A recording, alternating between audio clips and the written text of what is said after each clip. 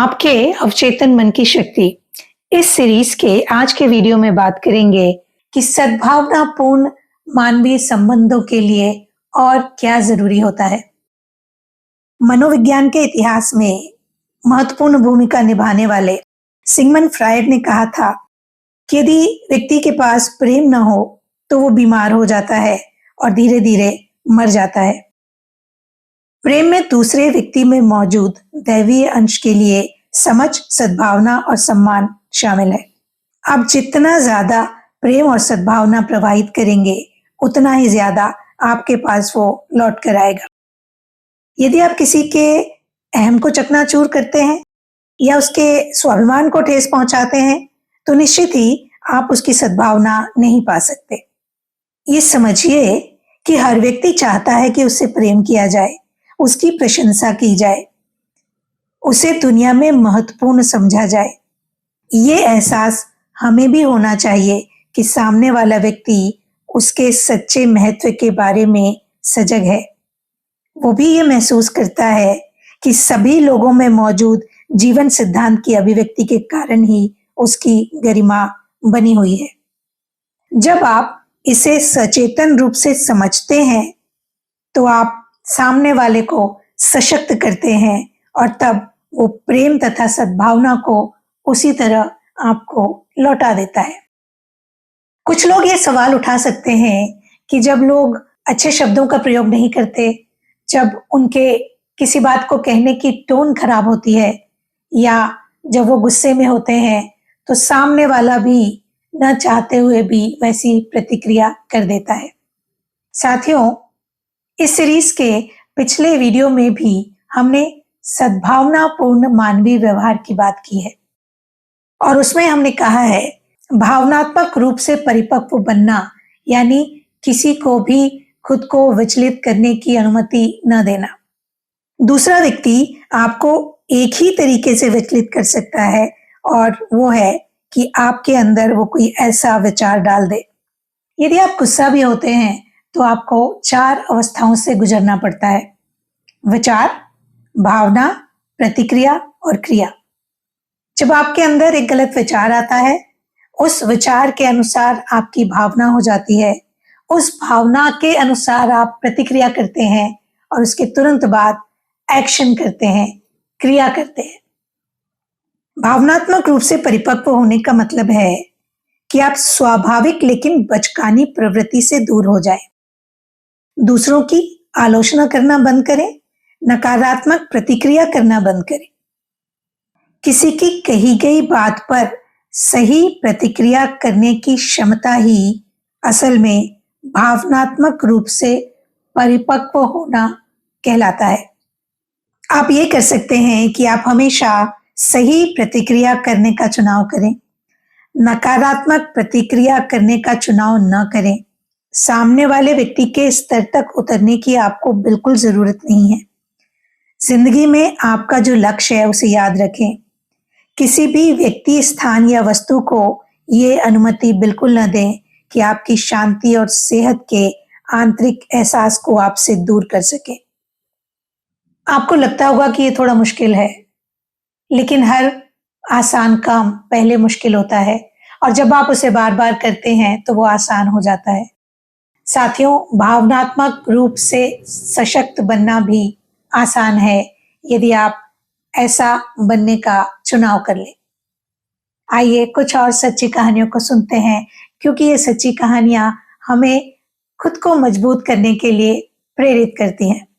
पहली कहानी है मैरी सी की, जो कि हमेशा अभिनेत्री बनने के सपने देखती थी। उसने कॉलेज में थिएटर का प्रशिक्षण लिया और एक महत्वपूर्ण क्षेत्रीय थिएटर कंपनी में काम करना शुरू कर दिया। वो उस थिएटर कंपनी के साथ एक ऐसे अपरिचित हिस्से में पहुंच गई जिसके बारे में उसे कुछ पता नहीं था। जब उसने पहली बार नाटक में अभिनय किया तो लोगों ने उसका बहुत मजाक उड़ाया। निराशा और गुस्से में उसने फैसला किया कि इस इलाके के लोग मूर्ख हैं, अज्ञानी हैं, पिछड़े हुए हैं और वो उन सबसे नफरत करने लगी। कई सारे बुरे अनुभवों के बाद उसे कंपनी से निकाल दिया गया। वो वापस अपने पुराने इलाके में लौट आई जहां वो पली बड़ी थी। उसने थिएटर छोड़ दिया और वेटर का काम करना शुरू किया। एक दिन उसकी एक मित्र उसे न्यूयॉर्क सिटी के टाउन हॉल में एक लेक्चर सुनाने ले गई। विषय था अपने साथ अच्छे से कैसे रहें।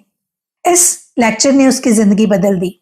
वो जान गई कि उसने क्षेत्रीय कंपनी के अपने शुरुआती अनुभव में गलत प्रतिक्रिया कर दी थी। उसने खुद के सामने स्वीकार किया कि उसका पहला नाटक अच्छा नहीं था। चूंकि वो और नहीं होने के कारण वो अपना सबसे अच्छा प्रदर्शन नहीं कर पाई। उसने ये भी रियलाइज किया दोष दर्शकों का नहीं था।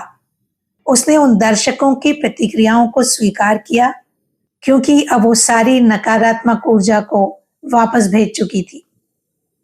उसने मंच पर लौटने और अभिनेत्री बनने का अपना सपना साकार करना तय किया। सच्चे मन से दर्शकों और अपने लिए प्रार्थना की।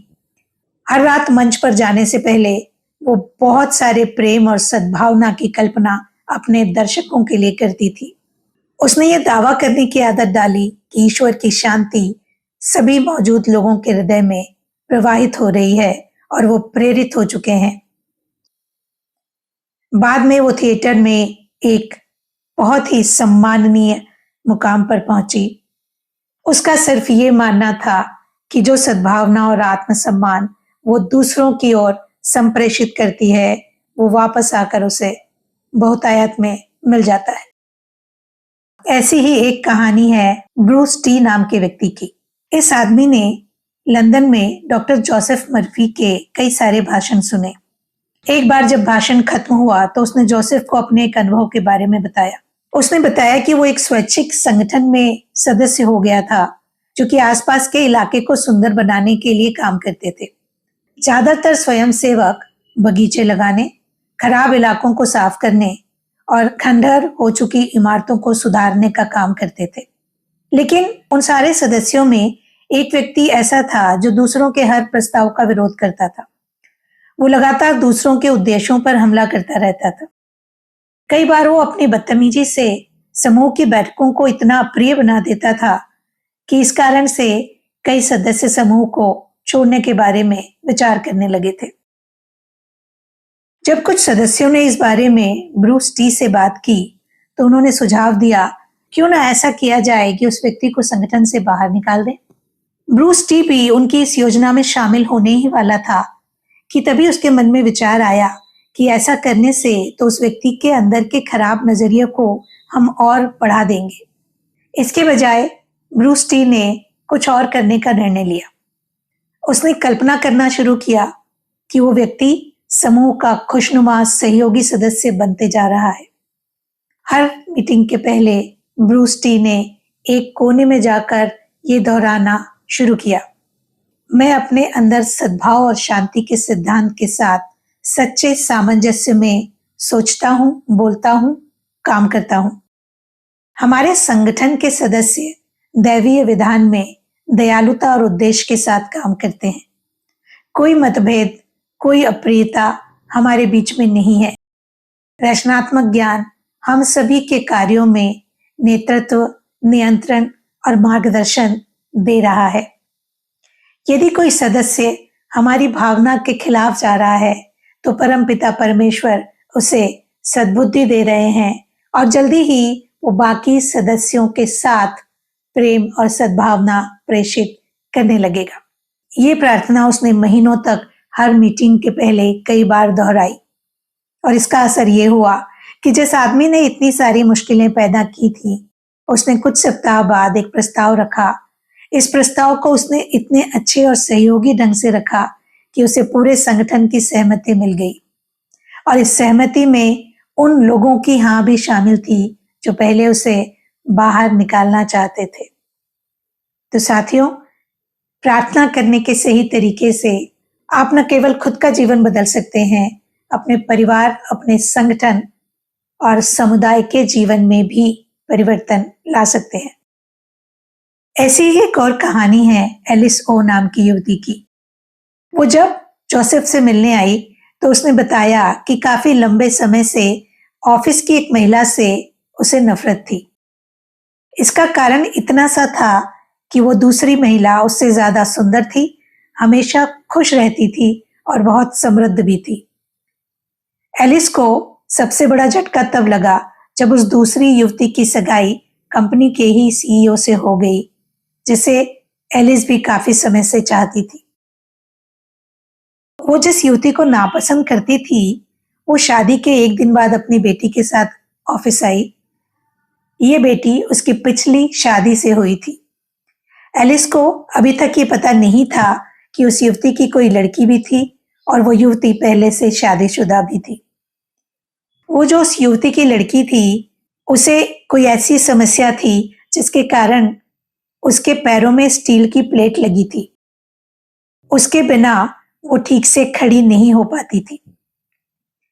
एलिस ने सुना कि वो लड़की अपनी माँ से कह रही थी कि ये कितनी अच्छी जगह है, क्या नए पिता भी इसी जगह काम करते हैं? मैं इस जगह से प्यार करती हूँ क्योंकि ये उन लोगों से भरी है जिनसे मैं प्यार करती हूँ, जहां मेरी माँ को उसे प्यार करने वाला जीवन साथी मिला है। एलिस का दिल अचानक उस छोटी सी लड़की पर आ गया। एलिस ये सुनते ही उस लड़की की तरफ देखने लगी और उस लड़की के प्रति उसे बहुत सारा प्यार महसूस हुआ। उसने बताया कि मैं जानती थी वो बच्ची कितनी खुशी महसूस कर रही होगी और मुझे इस बात की भी एक झलक दिखी कि ये युवती इतनी विपरीत परिस्थितियों के बावजूद कितनी खुश थी। एलिस ने जोसेफ को बताया कि अचानक मैंने उसके प्रति प्रेम महसूस किया। मैं उसके ऑफिस में गई, उसे बधाई देते हुए उसकी खुशी की कामना की और ये काम मैंने बहुत दिल से किया और बाद में भी उन दोनों माँ और बेटी के लिए मैंने हमेशा बहुत सारा प्रेम प्रेषित किया। उस एक पल में एलिस ने यह अनुभव किया कि परानुभूति किसे कहते हैं, एम्पैथी किसे कहते हैं। ये सहानुभूति की तरह नहीं होती। सहानुभूति में हम दूसरों की भावनाओं को समझते हैं, लेकिन परानुभूति इससे भी बढ़कर है। इसमें हम काल्पनिक रूप से खुद को दूसरे व्यक्ति के मानसिक नजरियों और अवस्थाओं में रखते हैं। जब एलिस ने अपने मानसिक मूड को उस दूसरी युवती की जगह रखा तो ऐसा लगा जैसे वो उसकी तरह सोचने लगी, उसी की तरह महसूस करने लगी और उसकी बच्ची की तरह भी, क्योंकि उसने खुद को बच्ची की जगह भी रख लिया था। साथियों, जब भी आपके मन में किसी को चोट पहुंचाने या उसके बारे में बुरा सोचने की इच्छा हो, खुद को मानसिक रूप से उनकी जगह रखें, आपका दृष्टिकोण बदल जाएगा। यदि आप ईर्ष्यालु, जलनखोर या गुस्से में रहे होंगे तो आपकी मानसिक स्थिति बदल जाएगी। आप प्रेम की सच्चाई को महसूस करेंगे, आप उसकी भावनाओं की सच्चाई को महसूस करेंगे और ये भी महसूस करेंगे कि जो मैं अपने लिए चाहती हूँ या चाहता हूँ वो मुझे देना जरूरी से पड़ेगा। ये सच है कि आपके आसपास बहुत सारे ऐसे लोग होंगे जिनके गलत व्यवहार के कारण, गलत शब्दों के कारण, गलत तरीकों के कारण आपकी प्रतिक्रियाएं भी गलत हो जाती होंगी, लेकिन यही तो समझने वाली बात है। यही आपके समझदार होने का प्रमाण है कि अब आप समझते हैं कि आसपास कुछ भी हो, आपकी प्रतिक्रिया पर आपका कंट्रोल होना चाहिए। कभी भी लोगों को इस बात की अनुमति बिल्कुल न दें कि वो आपका फायदा उठाएं या आपके व्यवहार का फायदा उठाएं। रोने का नाटक करें, भावनात्मक रूप से ब्लैकमेल करें या अन्य तरीकों से अपनी बात मनवाएं। ये लोग आपको गुलाम बनाने और आपसे अपनी बात मनवाने की कोशिश करते रहेंगे। आप दयालु तो रहें, लेकिन मजबूत रहें।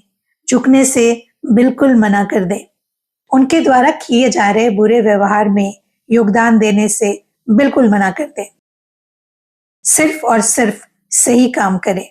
अपने आदर्श, जीवन की सच्चाइयों और आध्यात्मिक मूल्यों के प्रति ईमानदार रहें। दुनिया में किसी को भी अपने जीवन के लक्ष्य या उद्देश्य से भटकाने की शक्ति न दें। याद रखिए, आपकी जिम्मेदारी है कि आपकी छिपी हुई प्रतिभाओं को दुनिया के सामने लाना है, मानवता की सेवा करना है, बुद्धिमानी, सत्य और सुंदरता को दुनिया के सारे लोगों के सामने प्रकट करना है। जो भी आपकी शांति, खुशी और संतुष्टि में योगदान देता है वो महत्वपूर्ण है। एक छोटे से अंश की खुशी भी संपूर्ण खुशी है। जैसा कि कहा गया है, सबसे प्रेम करें। सेहत, खुशी और मानसिक शांति का नियम ही प्रेम को संतुष्टिदायक बनाता है। अब आप निश्चित रूप से समझ गए होंगे कि भावनात्मक रूप से परिपक्व बनने का मतलब क्या है। यदि इस भावनात्मक परिपक्वता को अपने अंदर लाने के दौरान आप किसी तरह की परेशानी का अनुभव कर रहे हैं, आप कहीं रुक रहे हैं, आगे नहीं बढ़ पा रहे हैं, तो हमें लिखिएगा ज़रूर। आपकी मदद करने में हमें बहुत खुशी मिलेगी। इस सीरीज के अगले वीडियो में आपसे फिर मुलाकात होगी। तब तक के लिए अपना ख्याल रखिएगा।